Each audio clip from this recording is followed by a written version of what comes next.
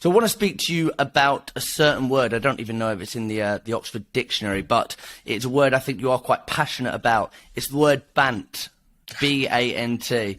Yeah? So you're passionately against Bant, aren't you? Yeah, 100%.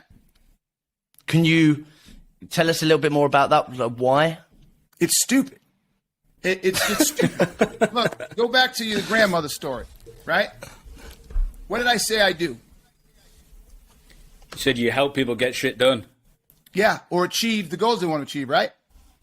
Mm-hmm. So how does Bant help me help somebody do that? Bant helps me.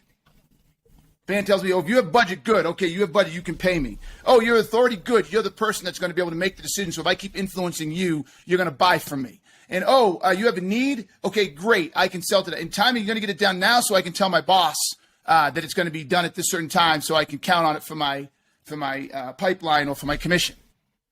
Where the fuck does that provide any value to the buyer? Can I play devil's advocate on that? Bring it. Because yep. I wonder if you probably are still getting those things, aren't you? But just not as explicitly as, now can I talk to you about budget? Now can I talk to you about this? I know you go into decision-making process, but it's not as explicit. You probably are still wanting to find those things out through the process, I never right? need to find out budget. Here, walk you through they all come by default. This is why I knew gap selling was the greatest selling methodology on the planet, because it did everything by default. So if you're able to create something that makes everything else happen by default, you knew they were the symptoms, not the real problem, right? So budget. I saw I ripped into let me start over. I compared Meddic to gap selling. And I said the same thing about Meddic, right? I said it's pretty much all seller-centric, not buyer-centric, right? And the person said, well, you can make Meddic or budget or Bant buyer-centric. And it says, when I asked them about budget, I says, look, can you tell me what your budget is? I want to make sure that we're within line. I hate for us to make an offer or a solution that's beyond your budget. So if you can share that with me and make it easier for us to prepare something for you and fit within your budget.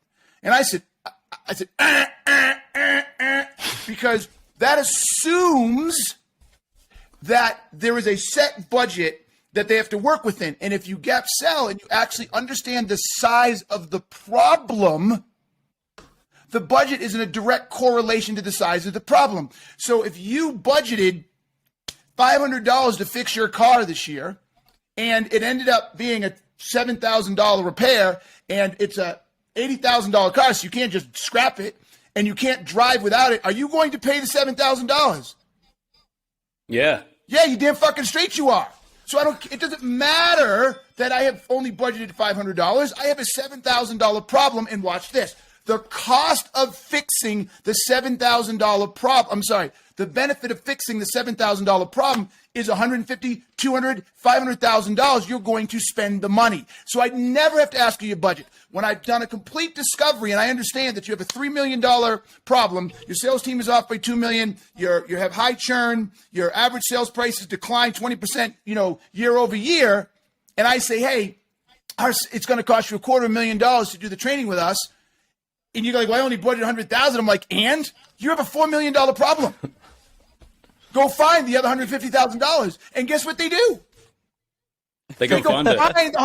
Because like, holy shit, we have a $3 million problem. $150,000 to fix it or $250,000 to fix it is nothing.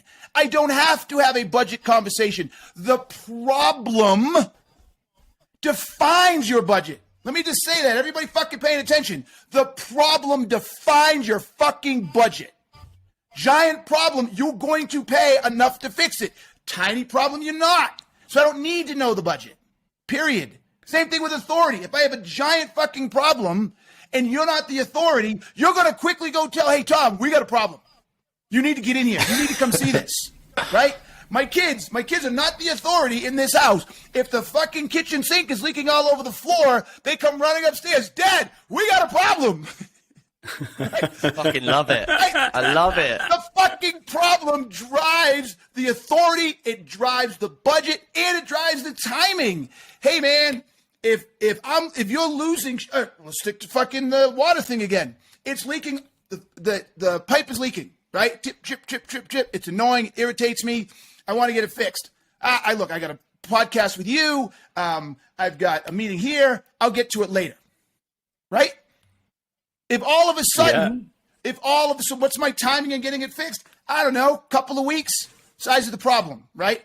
If all of a sudden that thing starts gushing and all over the floor, what's my timing to close? Right fucking now, motherfucker. Let's go, plumber. Get your ass over here. My house will be destroyed. I can't mop it up fast enough. I don't know how to turn off the water main. Let's fucking go. The problem drives the timing. Don't fucking ask me what the timing is. Find my problem, understand the impact, equate what the cost of doing nothing is over time, and you know what the timing is. You don't have to ask the fucking client.